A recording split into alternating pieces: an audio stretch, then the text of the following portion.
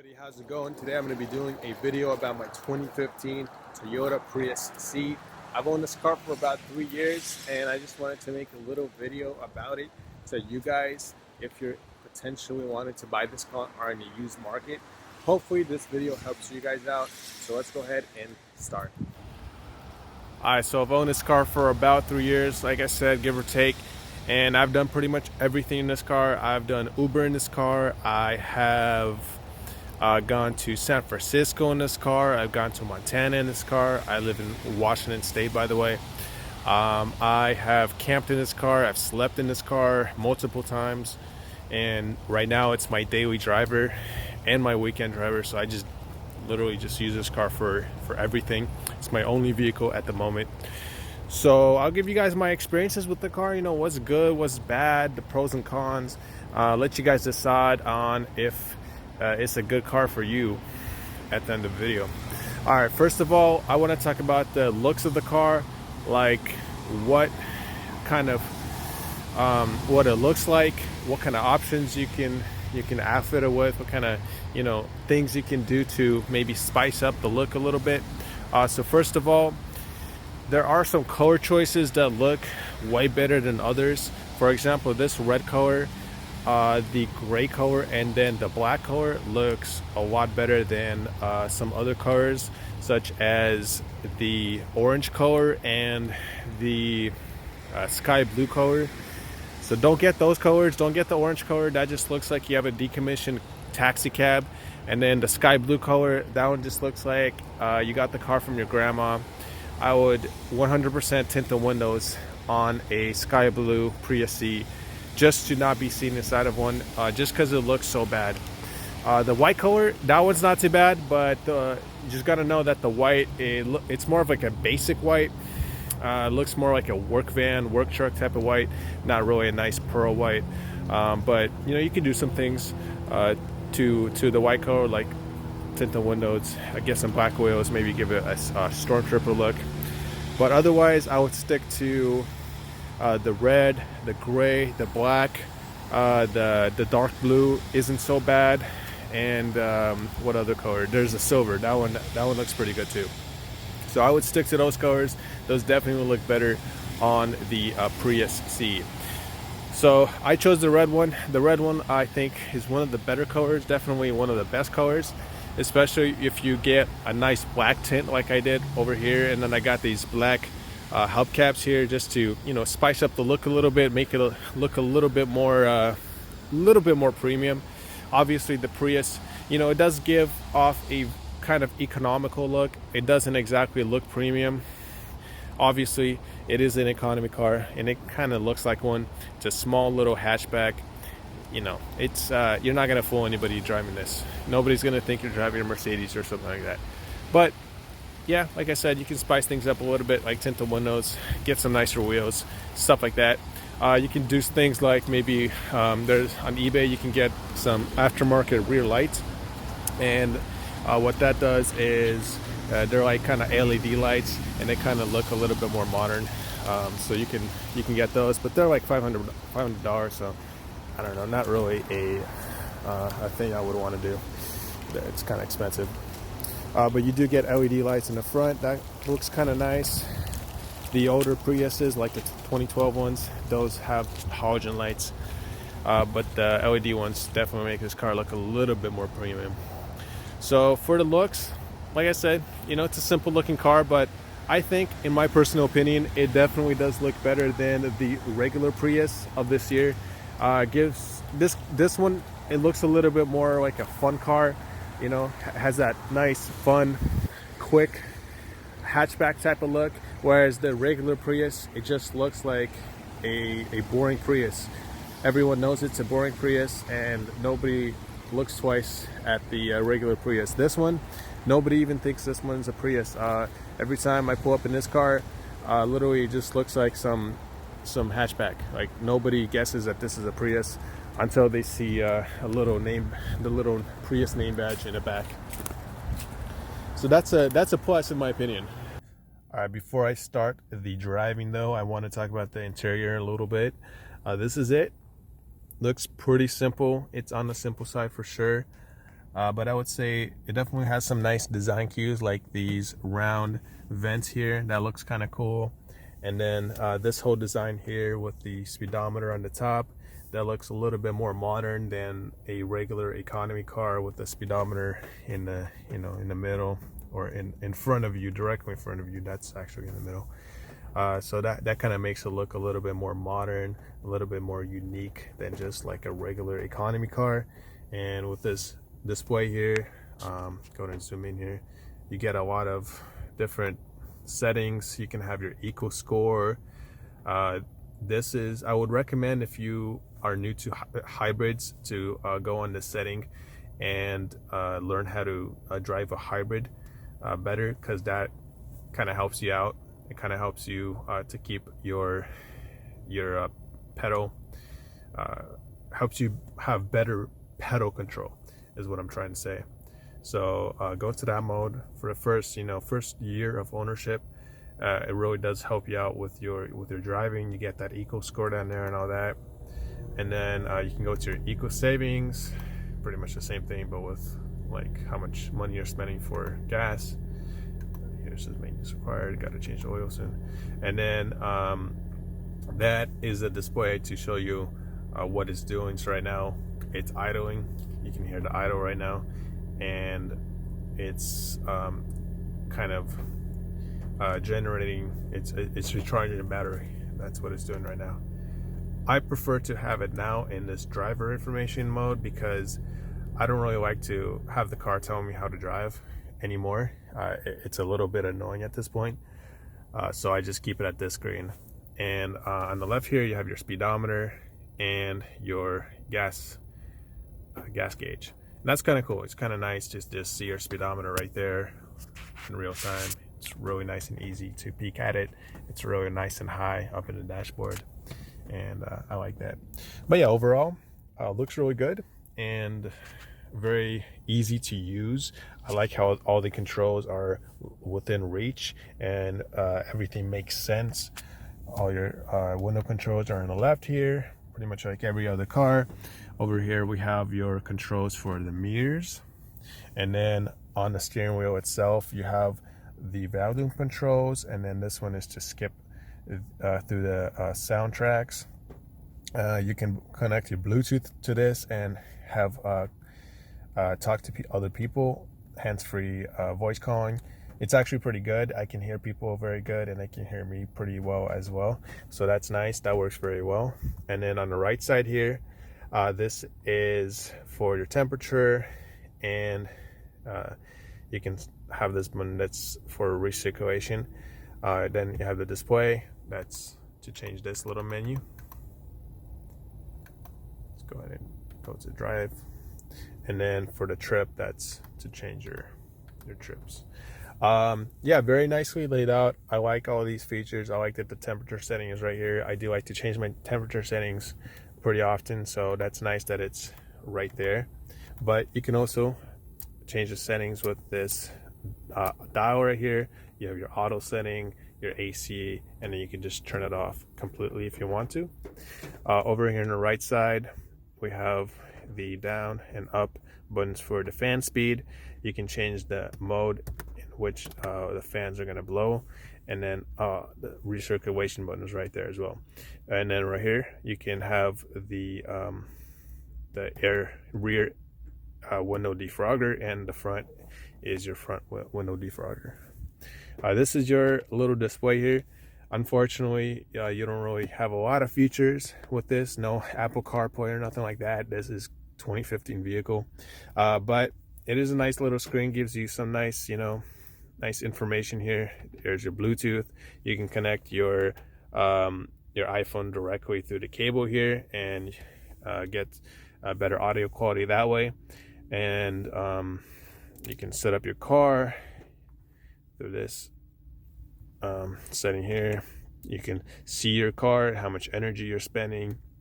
If you click on that, that's kind of more of a detailed view of what your car is doing. But if you want to see your trip information, you can see how much MPG you're currently getting and how much you're regenerating, all that information about your hybrid system. That's pretty cool. I usually just like to play my music and then have the screen turned off because I don't like that distraction. Down here you have some nice little cubby, and then you have your cup holders, and you actually have a cup holder on the left and on the right as well for your water bottles, so that's pretty nice. On the right side here you have a nice little storage bay as well, and pretty nice storage throughout the vehicle. Actually, over here you also have this nice little storage area as well. I like to put my sunglasses here. I live in a pretty nice area, so I know they're not going to get stoned, so I'm not too worried about leaving my sunglasses here. But obviously if you live in a bad neighborhood, that is a very visible area, so I will not put any expensive items in there. Over on top here, that's where you have your lights, and then down here your emergency brake, and you have some options. You have EV mode. That is when you want to turn on the electric motor, so it runs on an electric motor whenever you want it to. Usually under 45 miles per hour you can turn that on. And then eco mode, I don't like eco mode. It actually does not help me get better gas mileage, and maybe sometimes it does in certain situations, but usually it makes the pedal just, it makes the car, the way it drives, to be slower than it already is. So I usually like to avoid this option. And then that's a traction control button. And then under here is where you have more storage, and then the armrest, which is slightly padded. It's more padded in the middle, but it's not bad. Otherwise, pretty nice interior, I would say. Not too bad. And you get nice comfortable Toyota seats, and the back seat is pretty roomy as well, and the trunk is okay. Other than that, let's go ahead and take the car out for a spin, and I'll talk a little bit about how it drives. All right, let's go ahead and start up the car. This is where I like to keep my phone at. I got this little phone holder, and it attaches nicely into this vent here in the middle, and then I can just put a phone right there. This is my work phone that I was recording with earlier, and it's pretty convenient. I can use all my navigation features right there, and it doesn't block the screen, which is really nice. So you can hear that the engine is on right now. Like I said, you can probably hear it through the phone right now because it's extra loud. So as you can hear, hopefully it's louder than normal. That's one thing that I don't like, is the engine is a little loud. All right, let's go ahead and put it into drive, and I'll just talk a little bit about how it drives.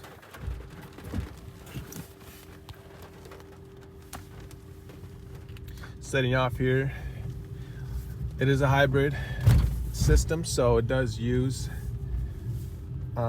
some hybrid motoring, which means it uses the electric motor as well as the engine to drive. And this has some advantages, such as pretty quick off the line acceleration if you step on it 100%. So I have raced some co-workers for fun once in a while, and they have, pretty fast cars here and there, some of them. And this little Prius, off the line up to like 25 to 30 miles per hour, I did keep up or beat them. So the electric motor, if I step on it right now, it's gonna spin out because it's wet, but it does have pretty good torque. It's got that instant electric motor torque, so it does have some of that, which is pretty nice. But just in typical driving, you do get a little bit of a nice pushback. It does have some nice torque, but you're gonna hear that electric engine kick in pretty loudly as well. So that is a little bit of a con. It's a little four-cylinder buzzer there. Got some Halloween decorations right there. The driving quality, how the suspension feels, is all right. It honestly feels very much like an economy car. I don't know if you can hear it through the microphone, but there is a lot of road noise. So this vehicle, I would say, is definitely not the best for traveling. When I did go to San Francisco in this car, it was not the most enjoyable experience, to be perfectly honest, especially going 70, 80 miles per hour. You could hear a lot of road noise. There's a lot of tire noise, wind noise, stuff like that. It's definitely audible, and I had to turn up my music pretty loud to drone out some of that music or some of that road noise. But for city driving or driving in places like this, it's perfectly fine.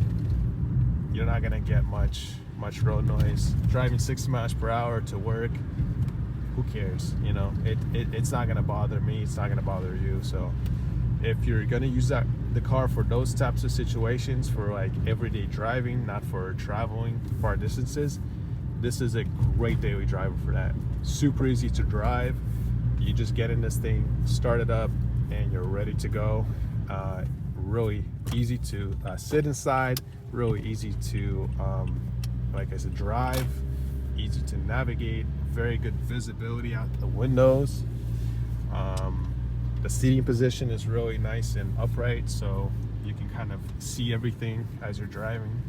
It's a nice, pleasant drive, very safe. I feel very safe in this car as well, and yeah, it feels great.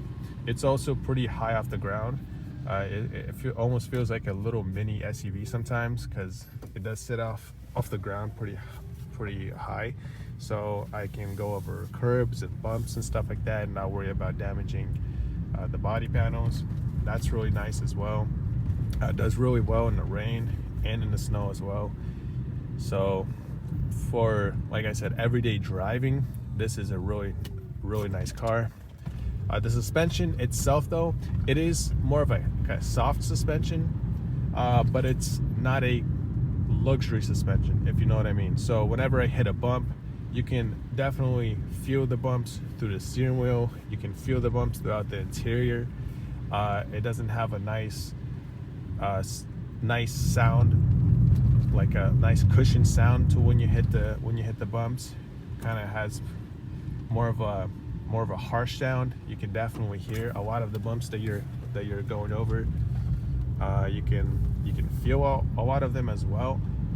There's a lot of road feel as well, you know what I mean? It's not like a luxury car or like a sedan where it glides over the road and you only feel the big bumps.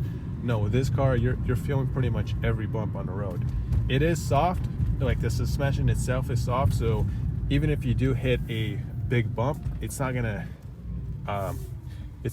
push you back. It's not gonna hurt like in a sports car, but you're gonna feel it. It's not gonna be like the most pleasant feeling whenever you go over a big bump or a small bump. You know what I mean? It just feels like if you've ever driven a cheap car or economy car or a shitbox, something like that. You know, like a cheap car. That's pretty much what it feels like, because it is built on the Yaris or whatever Toyota platform, so it is not premium in any way. But like I said, great daily driver. And if you're just driving this car for going to work and back or whatever, and you just want a nice car in a city or these types of roads, urban roads, this is a great car. I regularly get 40 miles per gallon to 55 miles per gallon. I would say if I'm driving 60 miles per hour on the highway, 65, and there's not a lot of bumps or there's not a lot of hills, and let's say maybe I'm driving in a city, I could get close to or above 50 miles per gallon pretty easily.